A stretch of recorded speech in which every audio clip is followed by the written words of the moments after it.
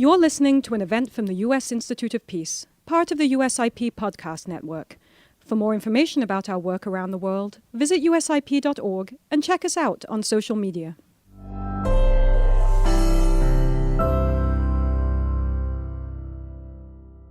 So good morning, everyone. Welcome to the United States Institute of Peace, and welcome to this event, to this discussion of Ukraine and issues surrounding their transition, eventual transition after their victory from a wartime scenario, a wartime environment, to a peacetime environment that has challenges, as we know. We are very pleased to be part of the Democracy Summit that's going on across the street here at the State Department.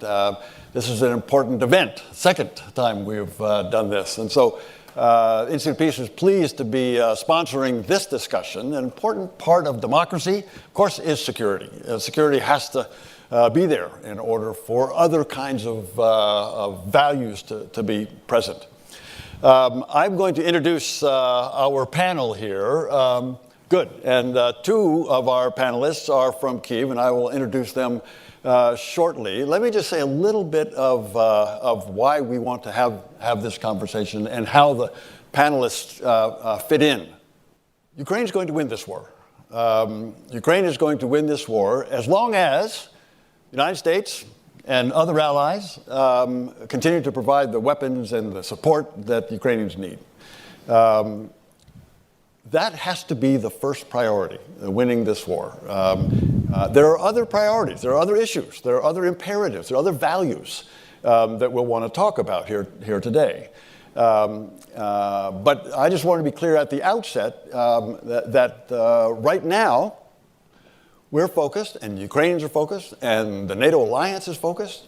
And indeed, the alliance that the United States and others have put together in terms of economic support and financial support, humanitarian energy, all of that is going into winning this war. And the Ukrainians are doing an incredible job doing that. So we're going to start off with two Ukrainians. And they've got a great perspective on this. We're going to start off shortly. I'm going to come back to them. Daria Kaleniuk.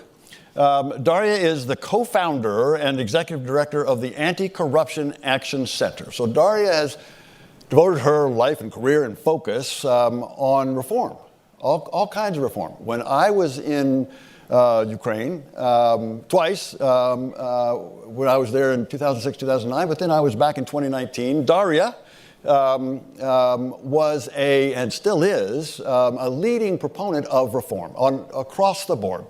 And you will hear Daria talk about what winning means.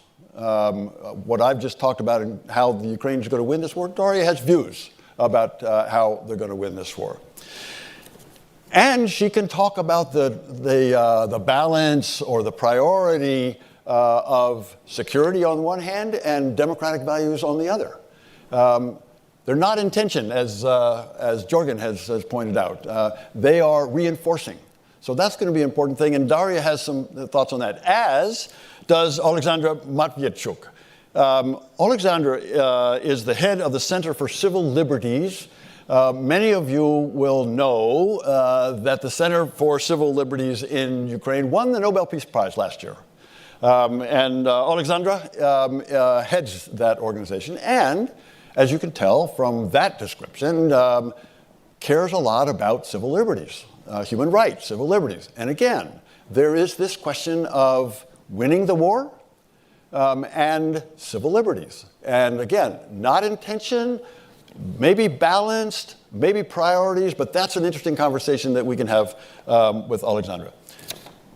Other nations, other countries have gone through this question, have tried to address the question of how to deal with both security on one hand, living in a difficult part of the world, and democratic values. And it turns out Sweden has been thinking about this for a long time. And we are very pleased to have the Defense Attaché, Admiral Wikström, from the Swedish Embassy here to talk about how Sweden does this balance, how it sets its priorities. As we know, Sweden's been neutral for a long time. And the events of the last year, the events of the Russian invasion of Ukraine, have moved Sweden, and Admiral can talk about this, to a point where they are now on the brink of joining NATO. And again, that balance, that priority between security and democracy is played out in Sweden and other nations. Speaking of other nations, we have Marta Kepe. She's a defense analyst at the RAND Corporation and has studied this question across a wide range of countries and a wide range of situations. So Marta will bring a broad perspective, and both the Admiral and Marta can focus on how Ukraine ought to deal with this. Based on their studies and their experience, they can talk about lessons for Ukraine, how they can strike this balance, again, with the focus on winning the war, but knowing that democratic values are going to be important. Finally, Jorgan Andrews. Jorgan is a senior Foreign Service officer of the State Department. I'm pointing this way because that's where the State Department is. And we borrowed him for the last year to do this work for us on Russia and Ukraine, because he has a lot of experience on Russia and Ukraine, both in the State Department and in other parts of his career. So we're very pleased that Jorgan could be here, both as a part of our team here at the Institute of Peace, but also because sadly we'll be losing him sometime going back over to the State Department. He'll take some senior job. We'll all be working for Jorgan at some point on this. So so the Institute of Peace, just to be clear, we were established in 1984 as a small organization. I was just describing to the Admiral how we've grown, and now we're in this building since 2011, and we're focused on conflict. We're focused on how to resolve, prevent, deal with conflict. There's a conflict going on in this world right now, and this is the one we're going to be talking about today. So I am very pleased to be able to just have this conversation. We're going to have a little conversation up here and up there, but we're also looking forward to any of your questions and comments. I know we've got people online. Greetings. And Jacob will be able to take those questions and feed them into us, and so we will do that. So let me start, Daria, with you. I have to look up here. We also have Daria on our screen here. We're cheating. We got this down here, but you guys can see it up there.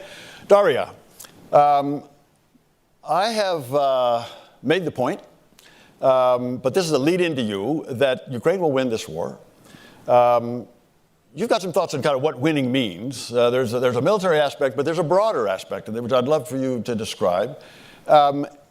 And you've been focused before the war, actually over the last 9 years of this war, and in particular over the last year, on reform. And you have a good sense of how the two work together, what the balance may be, what the priorities are. But Daria, if I can ask you to give us your thoughts on winning this war and how the democracy and security fits together. Thank you, Ambassador. Thank you for a great intro. Good to be here with all of you. We have the vision of winning in a broad sense. So it's obviously militarily way and non-militarily way of taking over all Ukrainian territory, internationally recognized as of 1991 year. But in addition to that, it's actually doing everything possible to prevent Russia being able to attack Ukraine again. And by winning, we mean that such kind of security guarantee for Ukraine to prevent new wars would be, first of all, EU and NATO integration. Second, it will be bringing justice. And we believe that winning without holding accountable Russia and specifically Russian leaders and then regular war criminals for what they've done to Ukraine, without that, winning is not possible. Real winning is not possible. There is huge appetite for justice in Ukraine. It also means reparations. It means that Russia needs to repay all those damage which it happened, which it did to Ukrainian people. And when we are thinking about the this concept, this broader concept of winning, and taking into account our need for the EU and NATO integration, we also mean rule of law and democracy reforms. Because part of the EU and NATO integration, Ukrainian people, Ukrainian government will need to do huge transformation, which includes first and foremost rule of law and good governance. And for Ukrainian people, not just the fact of joining the EU and NATO is important, but also having clear reforms which we need to implement on the way to EU and NATO integration is important. There was the social poll conducted by New Europe Center, which showed that about 75% of Ukrainians want EU integration done through complex reforms. So basically, we want reforms to be done. And out of these 75%, about 65% want anti-corruption reforms to be done on the way to EU integration. So this is important indication of the maturity of Ukrainian society, that we see that we need not just to win the war on the battlefield, we need to win the war in terms of democracy, in terms of reforms, and we already chosen what is our path. Our path is Euro-Atlantic integration. And for us and for many reform-oriented people in government, in parliament, and in civil society, this is the powerful leverage, which we are already using. When in June last year, EU decided to grant EU candidacy status to Ukraine, it was a huge victory in reform battlefield, I would say. But this EU candidacy was linked to 7 recommendations, which Ukrainian government had to implement for the next steps for the EU negotiations, EU accession negotiations. And many of these steps were already implemented. They were related to anti-corruption and rule of law. Particularly the head of SAPO, Special Anti-Corruption Prosecutor Office, was appointed. The head of NABU was just recently appointed. It's National Anti-Corruption Bureau of Ukraine. We are finalizing the judicial reform, which is on the proper track. The reform of the Constitutional Court of Ukraine is on the way. Not everything was implemented, but important, usually painful reforms for government were implemented despite the actual war and martial law, which is happening in Ukraine. So this is the important indicator that despite the war, we are not turning into the chaos and absolutely country where security is #1 priority, and we forget about human rights, about democracy, and about rule of law. Actually, anti-corruption, rule of law institutions are working in Ukraine, and this is happening despite there are still important things happening at the battlefield. Daria, perfect. The description that you just gave of the work that the government is doing while they are focused on winning the war on the battlefield, you just described other actions that they've taken, that the government of Ukraine has taken on reform. And I'm glad you mentioned the anti-corruption work of the Special Anti-Corruption Prosecutor, the National Anti-Corruption Bureau. You've given a great description of how you can do both, how you have to do both on this thing. And we'll talk about that balance. Oleksandra, can I ask you a similar question, again from the human rights, civil rights aspect? Daria talked about the reform. Human rights are an important component that have to be defended at all times. It's difficult when there is, as Daria just pointed out, martial law right now. So there are issues that call this question, and I'd love for you to both talk about what victory looks like, what winning looks like, but also how the focus on human rights, human liberties, democratic values works with security questions right now in Ukraine. In order to respond what the victories look like, we have to respond what this war is about. And this war started not in February 2022, but in February 2014, when Ukraine obtained a chance for the quick democratic transformation after collapse of the authoritarian regime due to revolution of dignity. And in order to stop us on this way, Putin started this war of aggression, occupied Crimea, part of Lugansk and Donetsk regions, and last year extended it to the large-scale invasion. Because Putin is afraid of the idea of freedom, which become closer to the Russian border. And this is very important to remember, because victory for Ukraine in this regard, it's not just to repeal Russian troops out from Ukrainian territory, restore international order, state sovereignty, and deoccupied Crimea and other part of Ukrainian territories. But victory for Ukraine means to succeed on a way of democratic transition of our country. And we have to win this value dimension of this war as well. And that is why it's very important to remember all this time that we are fighting for a freedom and democratic choice, for a chance to live and to build our country where the rights of everybody are protected, government is accountable, judiciary is independent, and police do not beat students who are peacefully demonstrated on Maidan Square. And we have to make this understanding our real practice. We have no luxury to concentrate it only on defense from Russian aggression. We have to do parallel this democratic transition, which is extremely difficult during the large-scale invasion, but which is necessity for us as a first state candidacy to EU. I will stop there. Thank you. Sandra, very good point. You've both made the point about the EU, accession to the European Union.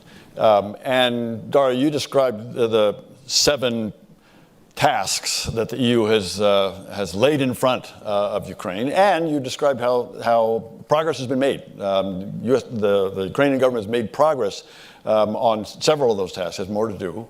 Oleksandra, thank you for the emphasis on these values that have to be maintained even while, as you both have pointed out, you win on the battlefield with support from us. Speaking of support from us, and speaking of the European Union and Europe, Admiral, we would love to get your thoughts on this question of kind of the security and the values, democratic values, Sweden demonstrates and has implemented.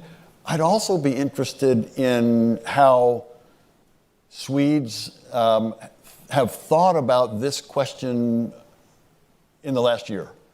Something has happened in the last year that has made some changes in Swedish thinking about security and values. You've got some ideas on that, and there could be advice. Again, what we're trying to do is get from this discussion today advice for the Ukrainian government as it moves forward.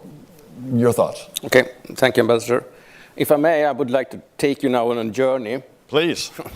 A historical journey, Swedish history lesson, on the development of the Swedish total defense concept that we had during the Cold War until what we have today now with the war in Ukraine. If we start by in the Cold War, the Swedish society, it was organized, it was legislated to support armed forces in the event of war or imminent threat of war. That was a sort of total defense concept. It was all about preparedness.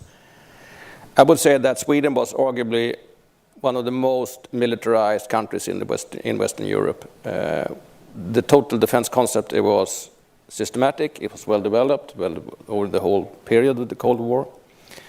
We had a defense budget of 4% of GDP.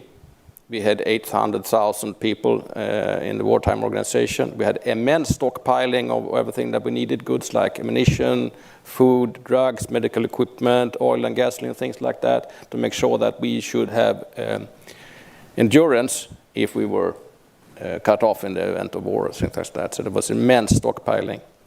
We had also what's we had it and we still have it, what's called total defense duty. That means that everybody between 16 and 70 were obliged to be called up to assist either in the military defense or the civilian defense. And that's still a regulation in Sweden, so that everybody is part of that. So the term total defense basically denoted all activities. It was compromised both military, of course, and civil defense. It involved all the governmental agencies. It included regions, communities,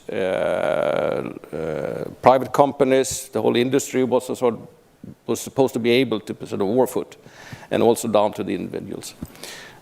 But what it did, it created cohesion, it created coherence in society, because everybody was part of the total defense concept.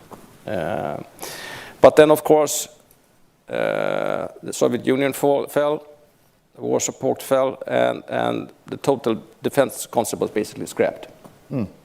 And there was no enemy anymore. I mean, during this time of eternal peace, it was more about how the armed forces could support the civil society and vice versa.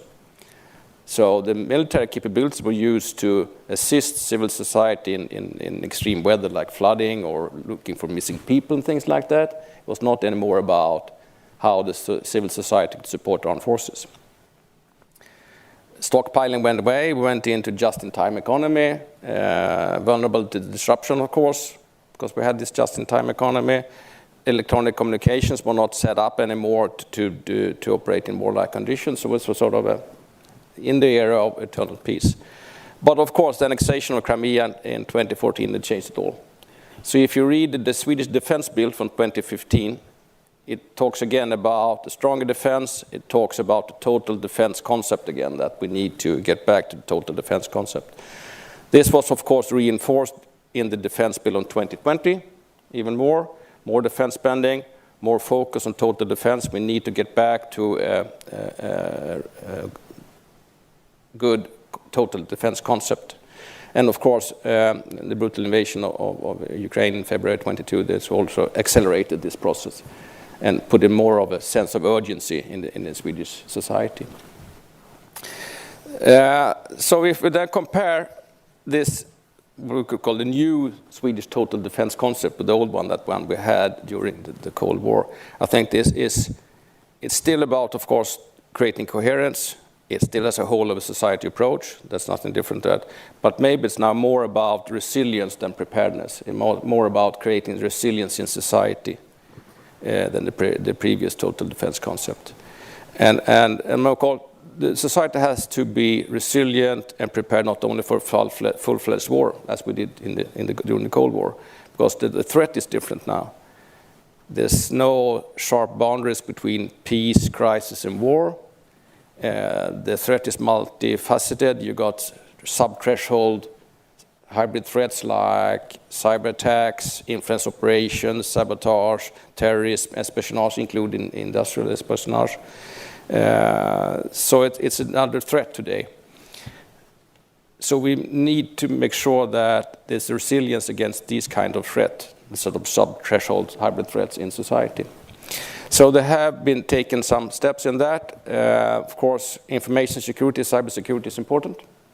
So we have established a common cybersecurity center with several agencies and authorities are involved in this one. That was created a year ago for the cybersecurity, but it's also psychological defense. I mean, now, which has to be adopted to today's condition and contributes to safeguarding of free exchange of knowledge, information within an open society. So we also created or re-established, actually, because we had that feature also during the Cold War, an agency for psychological defense. But lastly, I would say that the Swedish total defense concept is not only about defending territory, defending borders, it's also defending and protecting the values that form our society. We must be able to defend and protect human rights, freedom of speech, democracy. That's also part of the total defense concept. And once again, it's all about creating coherence, cohesion in society. I think I'll stop there.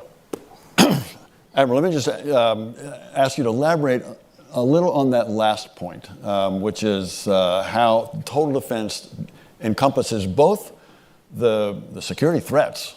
And as you've mentioned, since last February, the threat has been evident, and Sweden has made some big changes in its policy toward NATO and neutrality more broadly. Talk a little bit more about Sweden and more broadly European attitudes and examples, lessons for the Ukrainians in terms of squaring that circle, but having both the hard security that is needed to be there, the hybrid security on the cyber, for example, as well as the values that Sweden and Europe are protecting. If I may start by correcting you. Please. We were neutral until we joined the European Union, then became military non-aligned. Very good. Yeah. Very good. So we haven't been. Thank you. We haven't been neutral all the time. Thank you. Yeah. Coming to your question there. As I said, it's about cohesion, it's about coherence, but it's also about keeping the democratic institutions. If you have a well-established democratic, if you have free elections, you have freedom of speech, you have a free media, you have independent courts, that is the sort of foundation where you can build your total defense concept. That's sort of framework for a total defense concept. Excellent. Thank you, sir. Of course I meant NATO. Sorry. No, I'm glad you pointed this out. That's something I always have to point out. No, that's very good. Marta, so we've gotten kind of the European view of this question, the question of both the security and democratic values. You've studied these issues around the world.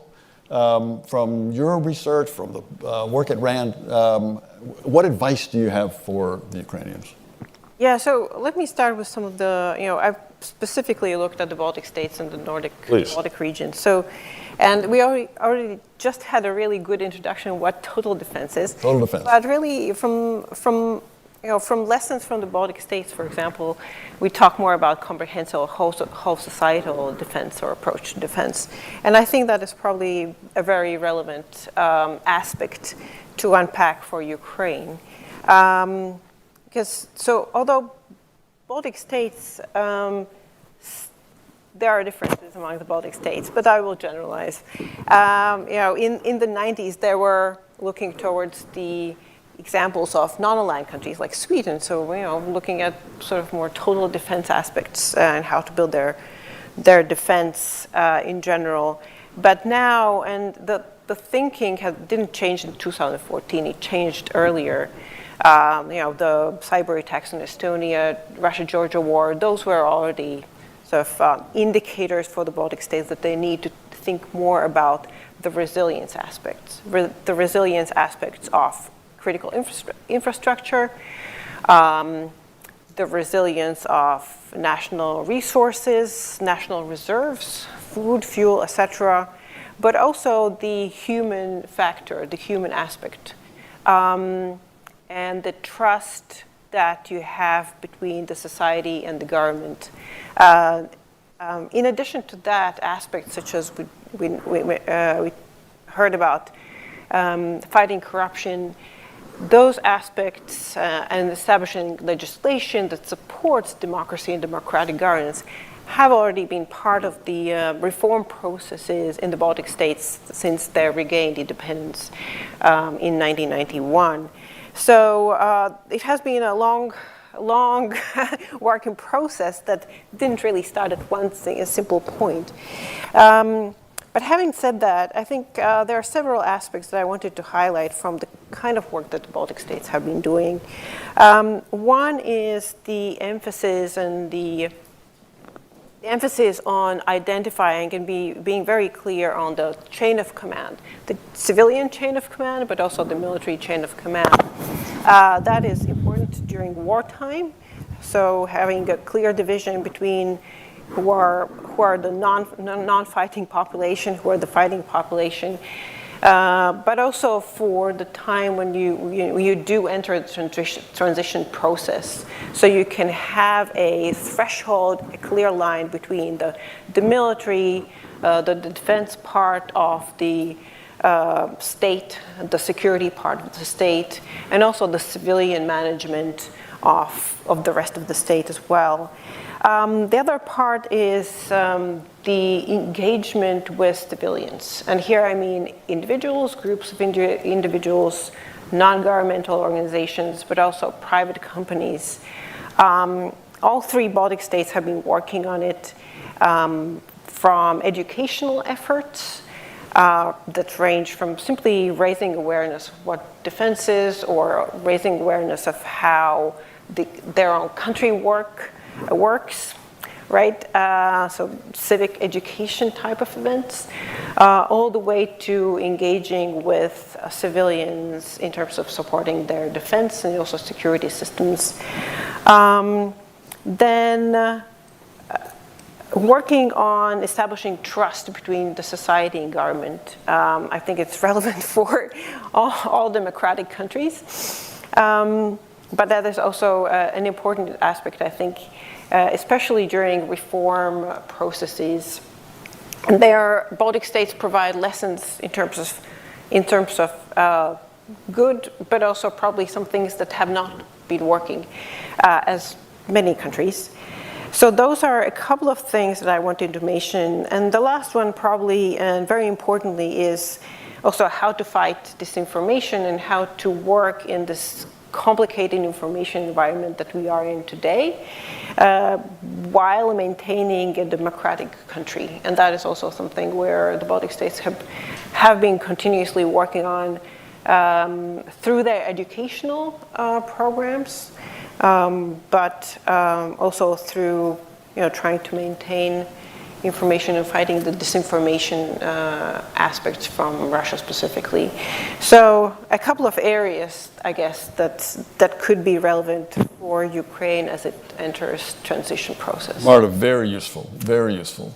I'm going to ask Jorgan in 30 seconds, but before I do, Jorgan, Daria and Oleksandra, after Jorgan has a couple of comments, I would be interested in both of your questions for the Admiral, for Marta, the Admiral on the Swedish experience or the EU experience more broadly, for Marta in terms of the Baltic experience, and whatever Jorgan has to offer as well. But if you will be thinking about, again, the purpose here is to give any advice based on other experiences to Ukraine on how to manage this transition from the victory to a democratic society. And so I will turn to you all both for some questions after I ask Jorgan Andrews this question. So Jorgan, you've been in the State Department as a diplomat, has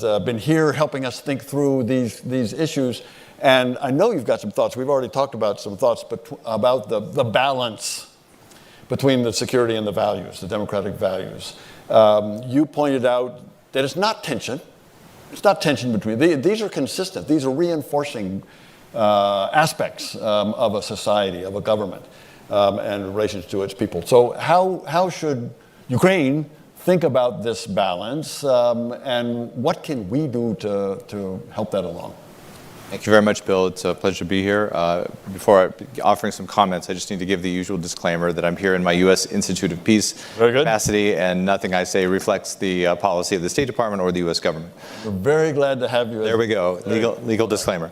I think what we're talking about here is once Ukraine has won the war, how does it win the peace? Yep. And tying together comments made by, I think, all four of the prior speakers, Ukraine, I think, has an opportunity to kill three birds with one stone, as we say here. So as Ukraine thinks about how it comes out of the war, as it thinks about the institutional arrangements it wants to create, it has a chance to, as Daria says, complete the reforms, because it already had a very robust reform program underway before this latest invasion by Russia. And it has a chance to do that in a way that lines up its institutions and prepares the way legally and institutionally for EU accession. And then, third, if Ukraine chooses to adopt some sort of a total defense model, it can build that into these institutional arrangements here. And so if there's a tension, the tension is to ensure that whatever the total defense or comprehensive security model, if Ukraine goes that direction, that doesn't somehow contradict some of the reforms and some of the institutional arrangements required in EU accession. And so, if we're talking about gratuitous advice that Ukraine has not asked me for, I would say, first, follow the EU acquis. The chapters in the acquis lay out kind of the basic institutional requirements, which, of course, reflect the values that's already been discussed. It kind of enshrines notions of rule of law and democracy and the civil rights and freedoms. A key way in which democratic societies do that is they keep very separate and distinct, as the Admiral said, they keep their military authorities and roles and responsibilities distinct from their civilian justice, law enforcement roles and responsibilities and institutions. And in almost every society, as I wear my former reform and assistance implementer provider hat, looking across societies, those that almost every society has something, some institution that is a blended responsibility. So, for instance, in the United States, it's the Coast Guard. They have both military authorities and civilian law enforcement authorities. So that's not entirely uncommon, but I think for the EU accession purposes and for Ukraine's own winning the peace agenda, keeping those kinds of blended authorities to a minimum is probably a good idea. It makes it easier to keep civilian justice processes, shall we say, untainted by military national security responsibilities, so that information that is collected can be used in a court of law to reach prosecutions. And so this has implications not just for the institutions, but also for intelligence streams. The national security intelligence stream is generating certain kinds of information that are useful for defense of the nation. But if those intelligence streams get mixed with civilian law enforcement intelligence, then it can compromise the ability to find prosecutions, which, of course, could be important, especially with the prosecution of war criminals and other atrocities. I think another piece of gratuitous advice would be to urge Ukraine not to create new institutions if it adopts a total defense model. Standing up new institutions is hard under any circumstances. I say this as a point of pain. I have scars trying to do that in various countries. It consumes a lot of resources and time, and it distracts from a lot of the other good reform efforts that Daria and others have pointed out are still underway. And so, if whatever system Ukraine decides to adopt after the war as its mode of defense, it's really good to not have to stand up something new. I think the last thing I'll say is, the Admiral was very correct to point out that the kinds of threats that Ukraine faces in the 21st century that we all face are different. The boundary lines between national security threats and internal threats are different. And so certainly there will be need for information sharing and cooperation between the civilian and the military justice and law enforcement authorities to fully protect the nation. But to the extent possible, there needs to be very clear rules about the handoff of information and roles and responsibilities, so that you don't have this blurring of who's responsible for that civilian justice and security piece. I think keeping that piece separate and keeping the military focused mostly on external threats, but supporting domestic law enforcement, I think those are some of the key takeaways from some of the other experiences we've seen in total defense. Jorgan, thank you. So, Daria, Oleksandra, I'm going to come to you in one sec. Let me just put a pin in two things, Jorgan, you just said that we're going to come back to. One is this keeping separate of the civil and military kinds of issues. Marta talked about chain of command. Of course, the chain of command goes all the way up. There is one person in charge. In Ukraine, we know it's President Zelensky, that has both But then your point about keeping separate, I want to come back to, because I'm interested in how total defense, comprehensive defense, handles this. And you hinted at this right at the end, Jorgan, about how, to the extent possible, I think you said. But that's, I'd like to explore that a little bit, Admiral, with you. But I want to give Daria and Oleksandra an opportunity to ask questions, make comments on any of what you've just heard, but also to ask, how does the Swedish model or the European model or some of Jorgan's suggestions, how does it fit in with the political realities of Ukraine today and tomorrow after the victory? Daria, you want to go first? Sure. Well, it's hard for me to compare the situation in Ukraine now and our transition from war to peace with what has happened during the Cold War in Baltic states and Sweden.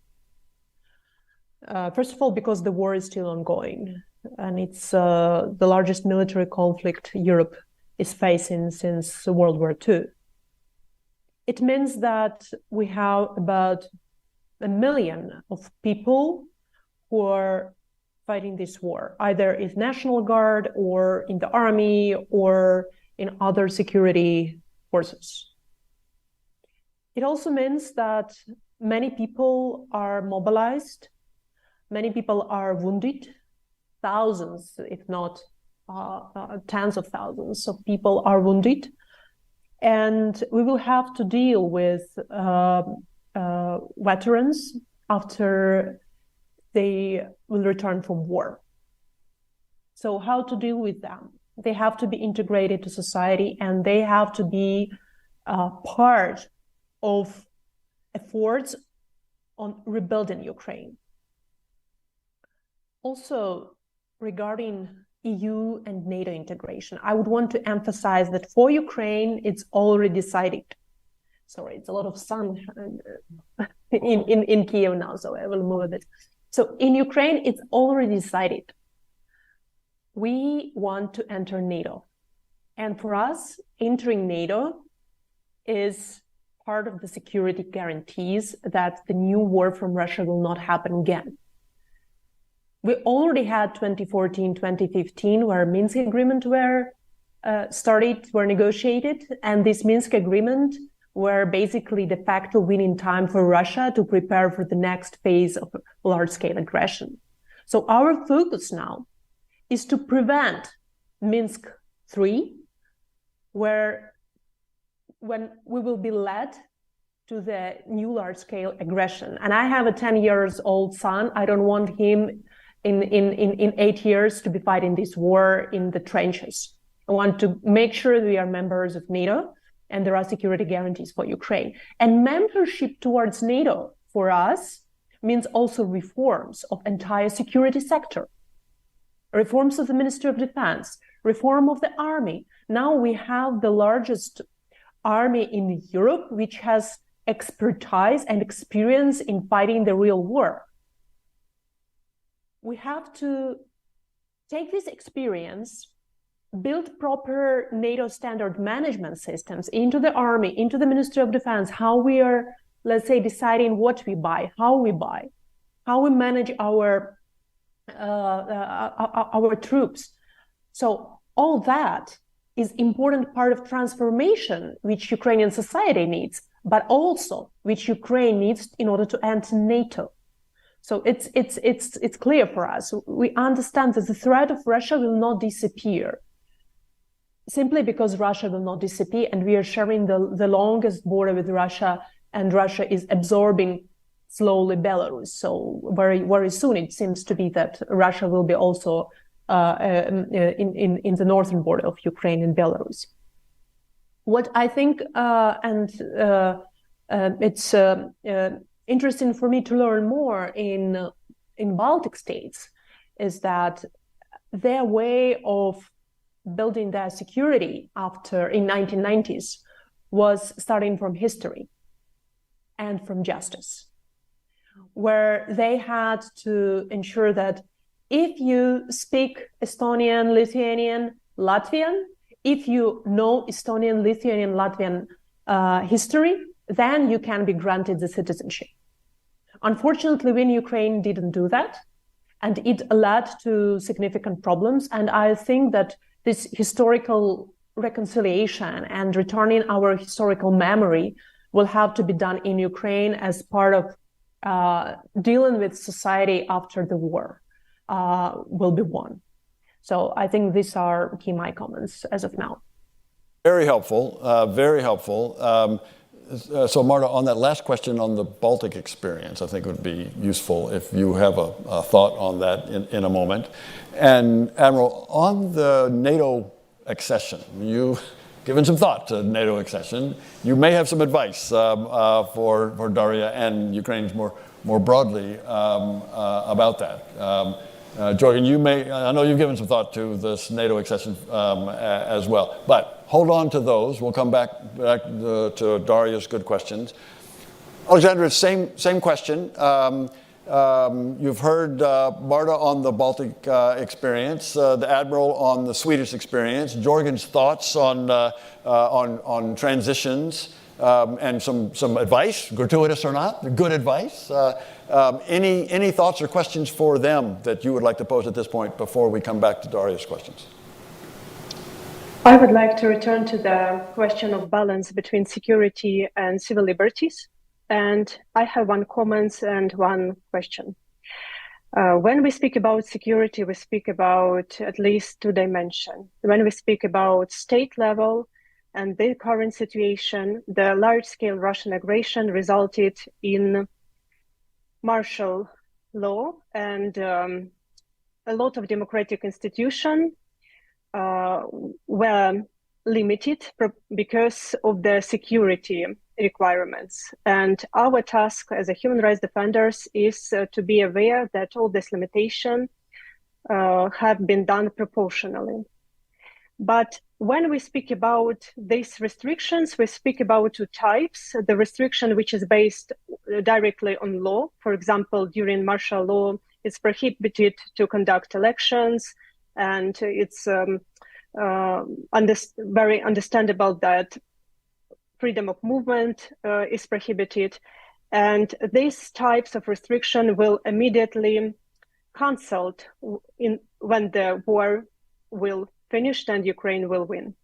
But there are second types of restrictions, which is based on practice or different kinds of decisions on level of government or level of local authorities. And this is a separate, very difficult question when in post-war Ukraine to analyze and assess their proportionality and to cancel this restriction, which will not be withdrawn automatically. So we will have to return and to find another balance between security and civil liberties in post-war Ukraine, and this is a huge task to do. And when we speak about international level on security, international dimension, and this is my question is about, because now the discussion is connected with military bloc, and I am as a human rights defender want to bring to put the question slightly different: how we people who live in 21st century will defend people. I mean, do we can to rely upon the rule of law, or our security and human rights guarantees will be dependent only on whether or not we are living in a country with a strong military potential, or our country is belong to some powerful military bloc? And this is a question which worried me. Because when we speak about security on international level, it's not just about military blocs.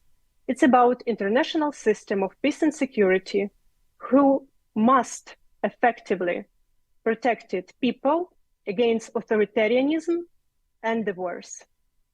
And now the example of Ukraine showed that the whole UN system couldn't stop Russian atrocities. And this is not a norma.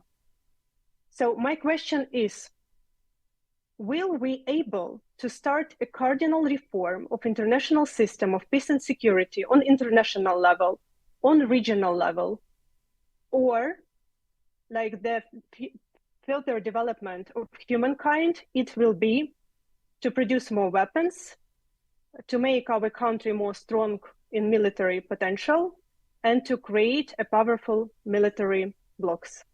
Thank you.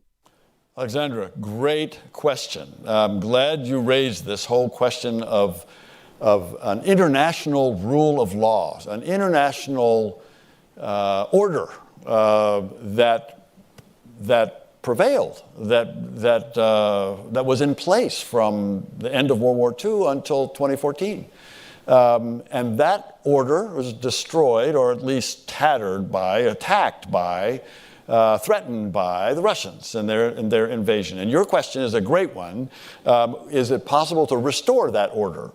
Is it possible to revert to an international rule of law, as you put it, that would ensure not just Ukrainian security, and indeed not just European security, but certainly U.S. security, international security, global security, in some rule of law, some international order where sovereignty is respected, where territorial integrity is respected. That's a good, and you asked this question, it's the right question, or is it going to depend on, is your security, Ukrainian security, and by implication other nations, on having a strong military or a strong military defensive bloc alliance, or both? I'd love to come back, and all three of our panelists will have thoughts on that. So we got several good questions here from Daria and Oleksandra. One is on NATO security guarantee. Admiral, you've got some thoughts on that.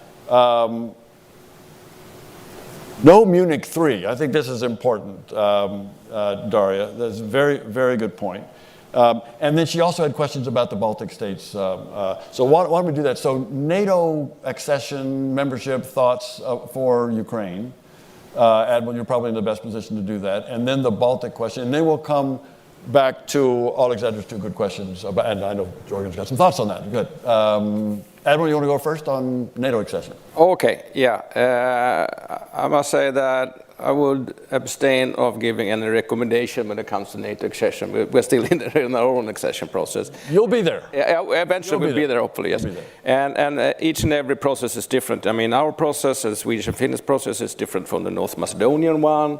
And now even the Finnish and Swedish processes are different, unfortunately. But I can't give any recommendation. What I could say is, from a military standpoint, that, okay, you got the political accession process, that's one thing, but you also have the military integration process. That's parallel to that one. And it's very important, and this is why if you want to shorten the accession and integration process, make sure that your military integration is prepared as much as possible. That's what we learned, our lessons now from being a partner to NATO from 1994, that our interoperability was so high that so the military integration process was very swift and smooth. Now I think I'll leave the political accession to... So just one, Daria points out, rightly, that after the victory, Ukraine will have the largest and maybe the most respected army on the continent. And NATO might do well to have Ukraine as a... NATO, in this scenario, after the victory, Ukraine will have defeated Russia, which is one of the, is clearly the main threat that NATO addresses, is designed to address. And so by this time, Sweden and Finland, after the victory, Sweden and Finland will be members. And what will be the argument in your view, putting yourself now as a member of NATO, and Ukraine applies again, and Daria has mentioned that this is a clear direction for the Ukrainian people as well as the Constitution, for that matter. What do you anticipate? What's your guess about the response of NATO to Ukraine's membership request? Well, I'm sorry to disappoint you again. I don't think I should speak on behalf of NATO. Okay. Maybe I'll ask Jorgan then. Yeah. All right. Marta, Baltic examples that Daria asked about. Yeah, I think great remarks on the applicability or maybe not applicability of the Baltic states examples. I think that, what we're looking at, so early 90s, Baltic states is really a transition from very long-term occupation, at the end of which you have more of a civilian, unarmed resistance rather than armed, active sort of resistance, right? To peacetime. We're talking about Ukraine, which will be a transition from wartime to peacetime. So already qualitatively different situations. At the same time, also Baltic states, essentially, especially its defense sector reform, was started from zero. It was building from zero rather than rebuilding something or changing the way things are done. So yes, there are differences. What can be a one-to-one comparison, I don't even know, because I think that every case, life presents us with new and new cases, new and different environments, different situations, so we can't really have a one-to-one comparison. At the same time, the reform processes that the Baltic states and also other countries in northeastern or Eastern Europe went through during the 90s, but it didn't stop there. Reform process, sort of democratic reform process, defense and security reform process, it takes a long time to do. So those reforms have been taking place all these more than 30 years, right? Of course, NATO and EU accession in the early 2000s sort of accelerated, gave them a purpose, gave them specific, ways and requirements. But really, it has been a continuous process. And I think that's one of the lessons, even if it's a sort of obvious lesson.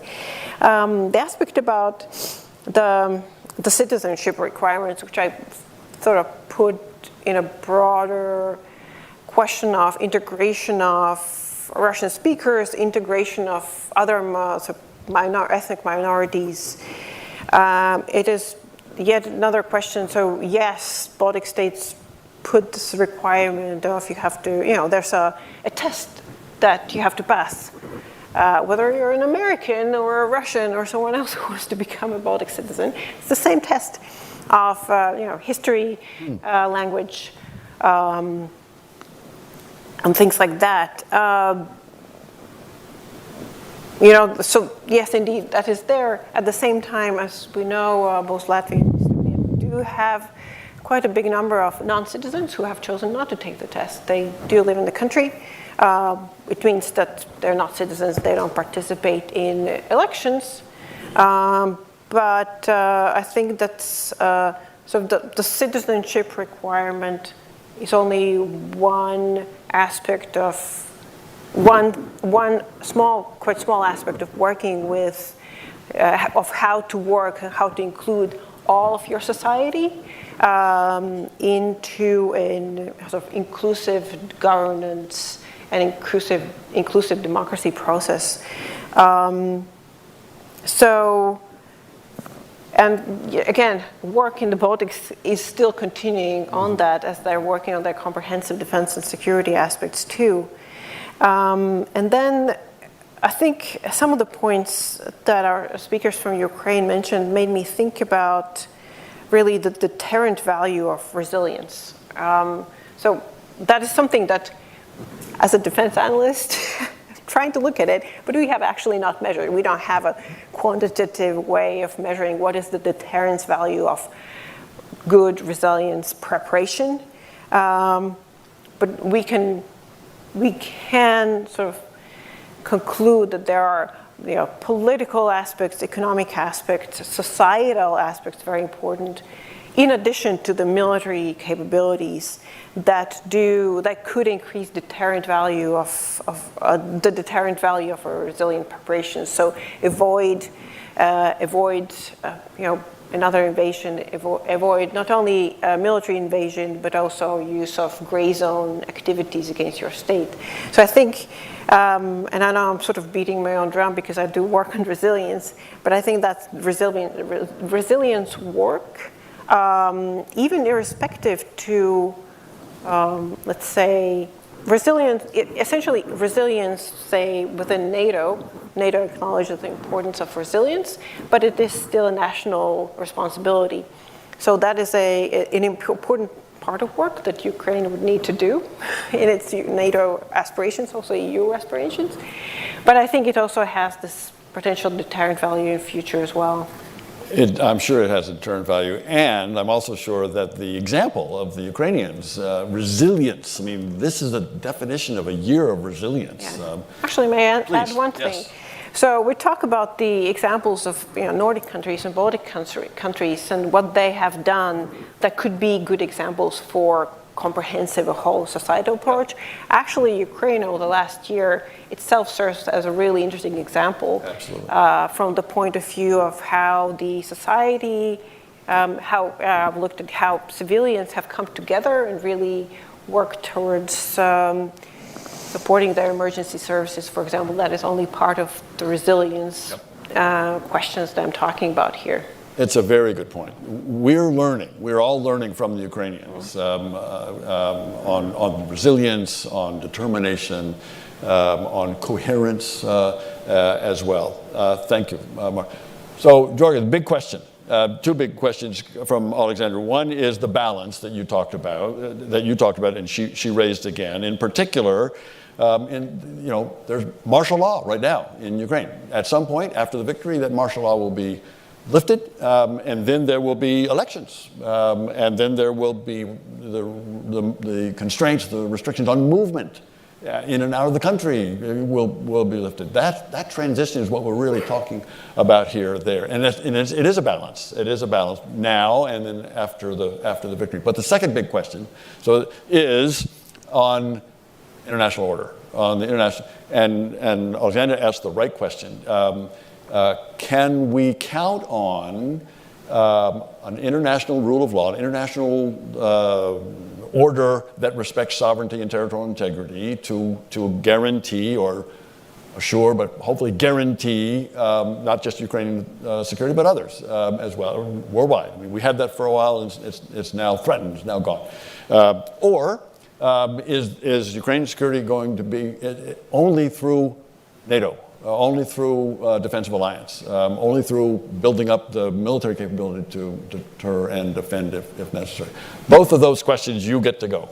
So super quickly, as someone who had the privilege of working on NATO and Ukraine issues shortly after the Orange Revolution, I have been a fan of Ukraine and NATO for many, many years. And I think Russia's most recent invasion of Ukraine is prompting rethinking and should prompt rethinking on a number of levels in a number of places.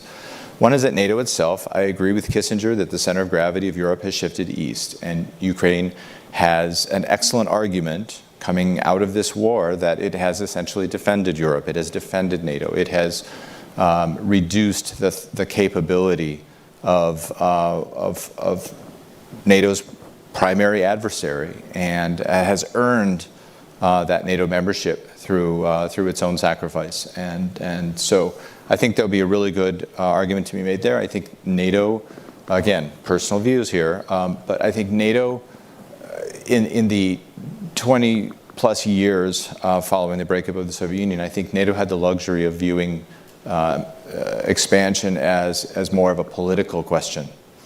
And I think this war in Ukraine will shift that debate, and NATO will look at it slightly differently as a practical, real military collective security issue. And in that space, I think Ukraine has a beautiful argument to make. On Alexandra's question, and Jorgan, let me just, as you address Alexandra's question. Next will be an opportunity for people in this room to ask questions and people online to ask questions. So be prepared. So on Alexandra's question, I mean, she's putting her finger on the exact question that is nagging everybody who works in international law and foreign relations. I think this war points out an inherent issue inside the international legal architecture. The institutions that were created after World War II, specifically the UN system, but there are others, were designed to manage, prevent, eliminate or reduce the size of conflicts, mostly among mid-sized and smaller states. But the fact that that system is based on the sovereignty of nation states, that the highest level of sovereignty is at the nation state level, the system inherently had no way to prevent one of the bigger, stronger states from essentially acting against the rules. And so Oleksandra points out that's the weakness here. And so what the international system has traditionally done when big states go outside the rules and impose their will on smaller states is we band everybody together. Sometimes we do it in formal alliances like NATO. Sometimes we do it in coalitions of the willing. Right now we're doing it by arming Ukraine and supporting Ukraine's financial stability and humanitarian needs. But I suspect coming out of this there will be a combination of things that making sure Ukraine is well armed to defend itself will be part of the mix, but also figuring out what institutional arrangements need to be made either in Europe or broader. And of course, I hope getting Ukraine on a track for NATO membership sooner rather than later. But there are a number of ways that states group together to deter or react to the infringements on the international system of the larger state. Last point, just picking up on what Daria said about reintegrating all these fighters. There's a watch out for here, and I say this based on the United States' own painful lessons learned in history, but when you have a lot of military combatants coming back and being reintegrated into society, one of the logical or natural places for them to find work is as police, as civilian law enforcement. And from our own experience, we have seen that the training and the rules of engagement for soldiers are very different than the training needed and the rules of engagement for law enforcement dealing with situations with their own citizens, their own fellow citizens. And so it can be very tough to retrain someone who's used to the military rules and the engagement rules to step into that civilian law enforcement role, and that's just a challenge that I think Ukraine will figure out and overcome, and hopefully the United States and others can be helpful as they try to do that. Thank you for both. Thank you for both. Okay, questions from people in this room for these three, but also for Daria and Oleksandra on the screen. I want to be sure we get those. Mike, and there is a mic coming here. You can tell it's Mike behind that mask is really there. Yes, there you go. Should I take it off? Please, we can hear you better. Mike Jajits, formerly of USIP, and currently completing a study on intelligence reform in conflict-affected states. And it's very perceptive of USIP to identify this as a woefully underdeveloped aspect of security sector reform. Everybody says you got to do it, but we don't know how. So we have some thoughts on this subject, but the takeaway I get from this discussion is that we, the U.S., need to be prepared for doing security sector reform in Ukraine. So get ready. My question is, with regard to intelligence reform, what are the challenges that we would be confronting? For Daria and Oleksandra, what are the challenges that we should be prepared to deal with in terms of intelligence reform? So, Daria, Oleksandra, I'm not sure you've got answers on intelligence reform, but you might. And Admiral, you may have some thoughts on this one, maybe any others. But let me first, as Mike has directed it to Daria and Oleksandra, any thoughts on lessons that we take out of this war on intelligence reform? Daria, why don't you go first? Well, we've been working on the SBU, it's State Intelligence Agency of Ukraine, SBU reform for quite long before large-scale invasion. And unfortunately, reform was not performed properly, but we were relying a lot on the NATO leverage to say that, listen, we have to transform our intelligence agency, we have to cut the functions which are not natural for the intelligence agency, like investigating economic crimes and doing some other stuff, which was in our intelligence agency, most of the corrupt stuff which happened there. And we have to focus on preventing war, and we have to focus on our intelligence service preventing various security threats. So this slow process was happening, but we didn't finish it, unfortunately, before the large-scale invasion. And therefore, it's one of the reasons why our intelligence service also didn't perform properly right before the large-scale invasion and during large-scale invasion. We have amazing service men and women in intelligence agency of Ukraine, but unfortunately not all of them are. And many people who are still working there, they have to be cleaned up, and then they have to be tested for their integrity, and it's still on the way. And I want to emphasize once again the support of Ukrainian people. It's not only about constitution. The public support of society towards NATO integration is growing exponentially in Ukraine. So every month, the numbers in sociology are growing. It's, I don't know, probably it will be soon like 100% of support, probably 99% of support. So it means that people, our Ukrainian society is ready to question Ukrainian officials on whether they've done enough for the NATO integration. And if NATO will say, listen, in order for the EU integration, your intelligence service must be reformed in a way to cut all these non-natural functions, as it is in the NATO member states, then Ukrainian society gets the powerful argument to push for these reforms. It's just a response what to do next in terms of the intelligence reforms and its linkage towards the NATO integration. Daria, very powerful statement about the demand from Ukrainians for reform, including intelligence reform, in order to get into NATO. Oleksandra, anything to add? I will start with a personal story, how the large-scale invasion started for me.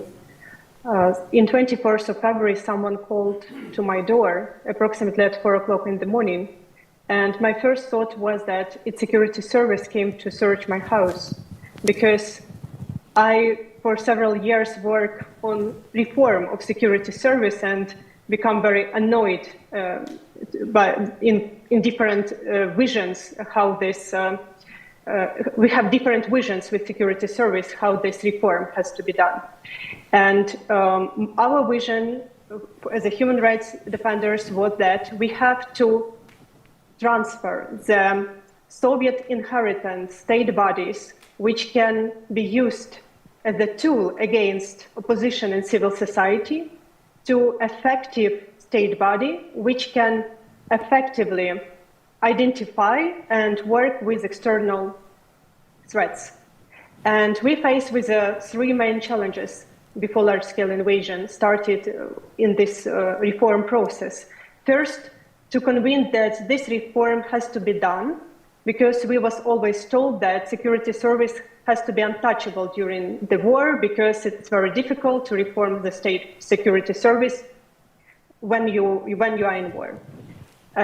Second, we try to work on the legislative level to deprive security service from the KGB functions, which unproportionally limits human rights and freedoms, and which can be used with another goals for which security service aimed to work. And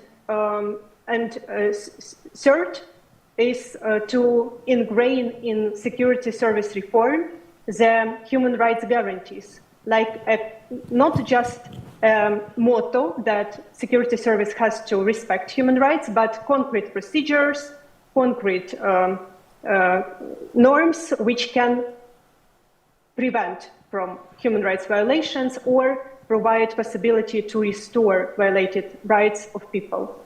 And I would like to end this comment that the person from audience who asked this question told that he became aware that United States of America have to help Ukraine with security service reform after the war, if I quote rightly.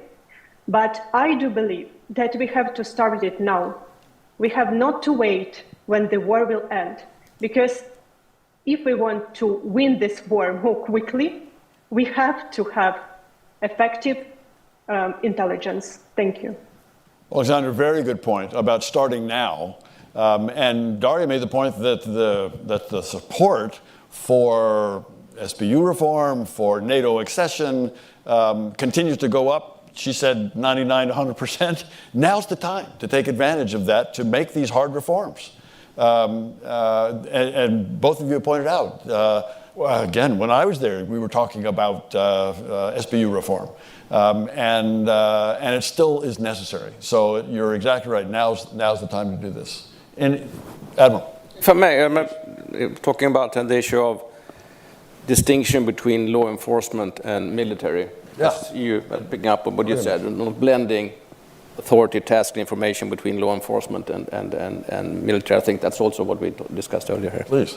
If I may have another history lesson, an example from Sweden. Excellent. Thank That's you. why you're here. Now we'll start in 1931 instead, way before the Cold War. But that is because we had in Sweden an event that's called Ådalen shootings, when the police called in military troops during a protest of a labor union protest, and several people got killed by military troops. And since then we had by law a clear distinction between what would be law enforcement tasks, authority, and information, and what would be military task, authority, information. External threat, internal threat.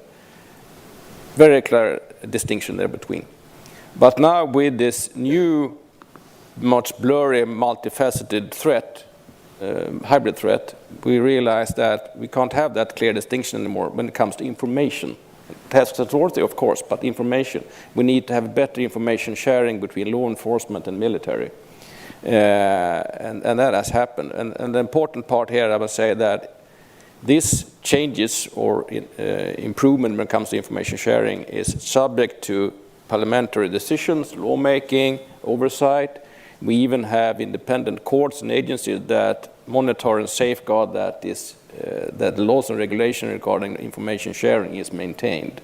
So there are instruments in place, and I think that's important because it's all about making sure that the population has trust in the governmental agency and the government, that their personal freedom is not sort of diminished. Exactly. Yeah. Exactly. Thank you, sir. Jorgan, a quick comment? Just a quick tack on. Daria and Oleksandra are exactly right that strong, healthy, accountable, transparent civilian institutions are kind of the solution for everything here, right? Because they help Ukraine win the peace coming out of the war. They help Ukraine set up for EU extension and NATO membership and all these other things. But they also close down the avenues by which Russia exploited Ukrainian society for so long, all of the corruption angles and all of the weak institutions that allowed Russia and its various agents to affect Ukrainian policies and dynamics. And so those strong, healthy, accountable institutions, good governance is the solution to all problems here. And as Marta says, contributes to resilience. That's the resilience that we're looking at. Right. Other questions in the room? Yes, sir. Yes, sir. And then, Attaché, you got one? Okay.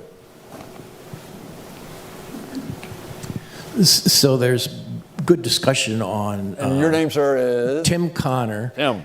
And there's good discussions on NATO membership application, should I say, and the reasons are very rational. However, we know that Russia's not going to just sit by and watch the NATO debate on this issue. So my question is, do you anticipate some sort of Erdogan kind of thing within NATO?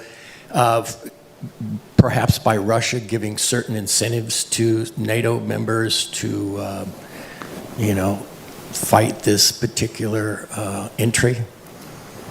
So I would say surely they're going to try, and I would say further that they'll fail.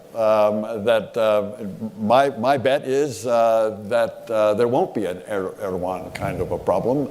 There will be a debate. There's undoubtedly going to be a debate. But again, Ukraine is going to be a security contributor to NATO, I believe, and I think NATO will consolidate around that. But you're right, the Russians won't be happy. And when they have lost this war, they may have, but others will be smarter on this than I. Daria, Oleksandra, any thoughts on concerns about the Russian attitude toward NATO membership for Ukraine? Daria, go first. Well, for sure, Russians will try their best to prevent that happening. But we should forget about Russian claims about their right to decide the future of Ukraine. And Ukrainian people showed that it is in the hands of Ukrainian people to decide the future of Ukraine. And for this right, we are ready to die, and we are dying. Therefore, whatever Russia will do, we will walk towards NATO, and I'm pretty sure we will successfully enter NATO. Personally, for myself, I'm given the time limit of 8 years, because when my son is 18 years old, I want him to serve into the NATO army of Ukraine. But it hopefully happened much faster than in 10 years, in 8 years. NATO Army will welcome your son into this thing. Oleksandra, any thoughts on this?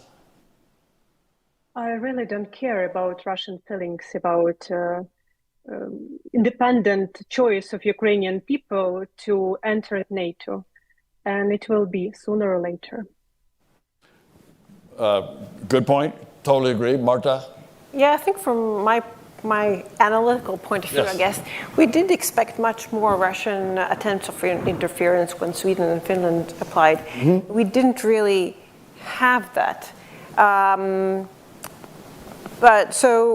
now for Ukraine, we're thinking about scenario of future when the war has ended. So the big question mark in my mind is also like, in what state is Russia going to be in terms of military state, economy, its sort of political power? What is Russia going to look like afterward? That's a question that I have as well. But in the end, when it comes to NATO enlargement, it is really a question of what is the decision of NATO member states in the end. It's in the first instance a decision for Ukraine, and second instance for NATO to respond. Exactly right. Jorgan? And the heart of the debate inside NATO, when that time comes, and I hope it comes soon, the heart of the debate is NATO safer with Ukraine inside NATO or outside? And if it's outside, I would argue that continues to create a challenge and an opportunity for Putin or whoever succeeds him to continue to attack Ukraine, which doesn't help NATO's security. So I would hope that the debate, when it comes, will center on that question, and I'm pretty confident that NATO members would see that they are safer with Ukraine inside. Admiral, we won't ask you on the NATO question yet. No, but I can say something. Very please. Go ahead. No recommendations from NATO side. All right. But I pick up what you said, because when we went down the path for NATO application for NATO membership, that was a huge change in Sweden's security policy, and there were talks in Sweden about how would Russia react to this. And I thought, how would Russia react? We have chosen this path. We've chosen to become members of NATO. And we anticipated, as you said, more of hybrid activities, more of threats, things like that. We haven't really seen it yet. See what happens in the future, but we think we anticipated more reactions from the Russian side. Yeah. And they've been occupied in Ukraine. And that confirms that this Russian attack on Ukraine is not about NATO. It's not about NATO. I think that's exactly right. Very good question. Thank you, sir. All right, right here. Yes, ma'am. Thank you very much. Very quick question. My name is Anna Sineva. I have a civil society question. Okay. And it's primarily probably to Mr. Jordan. Sorry, I didn't catch your last name. Jorgan Andrews. Yeah, Jordan Andrews. I just was wondering, from your experience, both USIP and State Department, what would you advise for civil society organizations to do when this is over? Because I think there will be no shortage of religious organizations and other civil society groups to come and help and restore the country and flood resources and volunteers there. But how would you best channel that? So I'm reluctant to speak when we have brilliant members of Ukrainian civil society with us, but I will say one thing, which is that one of the greatest strengths Ukraine has had going for it for many years is the power of its civil society. It has such an active, incredible, dynamic civil society, investigative journalists, all kinds of things that unfortunately some of its other neighbors who came out of that Soviet Union experience haven't quite yet built up. And so I would hope and expect that Ukrainian civil society, even though it right now is very focused on helping Ukraine win this war, that even while doing that, and certainly after the conflict, that Ukrainian civil society would go back to being the very effective, very vocal critics of the government, and also helping to shape the reforms that are needed. So civil society is one of the best things Ukraine has going for it, and I don't think they'll miss a beat once the war is over. They will go back to fulfilling that role of being a watchdog, helping the government through its reforms, but keeping an eye on things as well. And Jorgan, you're exactly right that Daria and Oleksandra represent that critical voice. And thoughts on civil society, first Daria and then Oleksandra. Oleksandra. Again, I'm first. Next time, Oleksandra will respond. Okay. Actually, okay. We're all going to get one last round here, and you'll be last, Daria. You'll be last. But go ahead on this time. Okay, that's fine. The difference between Ukrainian civil society before February 24, 2022, and now is dramatic, because what Jorgan explained, Ukrainian civil society was strong for quite a long time, but we had quite a lot of civil society organizations, investigative journalists, but this was not all society. Now, everybody in Ukrainian society found its role, how to contribute to the victory efforts, and how to be active, and how to take responsibility for the future of the country. And this is the dramatic difference. It means that there is a huge grassroots network of initiatives which emerged after February 24. Somebody is fundraising for drones for the army. Somebody is helping wounded. Somebody is helping relocated people. Even doctors, they are mobilizing themselves into various initiatives.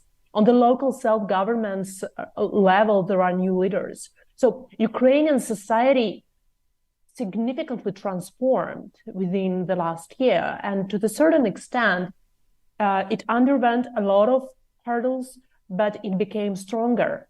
So how to help even now and after we win the war is to build the horizontal networks with these emerged leaders, emerged civil society initiatives in various sectors, in advocacy sectors, in humanitarian sectors, in other sectors, and help rebuild Ukraine on the horizontal levels. It could be school-to-school initiatives. It could be self-governance to self-governance initiatives, university to university initiatives, Ukrainian hospitals, American hospitals initiatives, religious to religious organizations. So I would really encourage to build these horizontal networks now, not wait until the victory, and then reinforce these networks after the victory. Thank you. Daria. Oleksandra? When we speak about civil society, we speak about power of ordinary people. And we all witnessed how during the large-scale invasion, when the international organization evacuated their personnel, ordinary people remained and started to do extraordinary things to defend the country, our freedom, and democratic choice. And it became obvious that ordinary people who fighting for freedom and democracy are more powerful than even the second army in the world. And that is why, because ordinary people have a much more impact than they can even imagine. So now when we speak about fighting Russian aggression, I must admit that civil society in cooperation with state institutions do a lot to stop Russian aggression and to liberate Ukrainian territories and people who live there. But Ukrainian civil society have a much more ambition. Last year, a Lugano manifest was presented in Ukraine Recovery Conference in Lugano, and this was a signal from Ukrainian civil society to international partners that we want to take a responsibility for democratic transformation of Ukraine ourselves. So we don't want to transfer this responsibility just to Ukrainian politicians and state authorities. And I ask to take this signal seriously. I ask international partners to treat civil society of Ukraine as an equal partner on the level with state bodies, and not just consult with us, but to involve us in all process which connected with recovery and democratic transitions. I'm so glad you asked that question. That gave us a great one. And I see now that I'm a minute over. Are we all right? So there are other questions here that I would love to get to, and probably our panelists will stick around for 2 minutes afterwards. I'd be glad to talk to anyone afterwards. Let me, instead of asking for summaries, let me just thank people for this. This has been a very rich discussion. Marta, Admiral, Jorgan, Daria, Oleksandra, thank you very much for your time. Thank you for your questions. This conversation about transition from victory to post-victory, from victory to peace, with democratic values both during the fight and after the peace is an important one, which we will continue to work on. Thank you all very much for this opportunity in the context, again, of the Democracy Summit. This was a great contribution. So thank you all very much for doing this. Thank you for listening to this event. If you'd like to listen to more events or explore our other podcasts, visit usip.org/podcasts.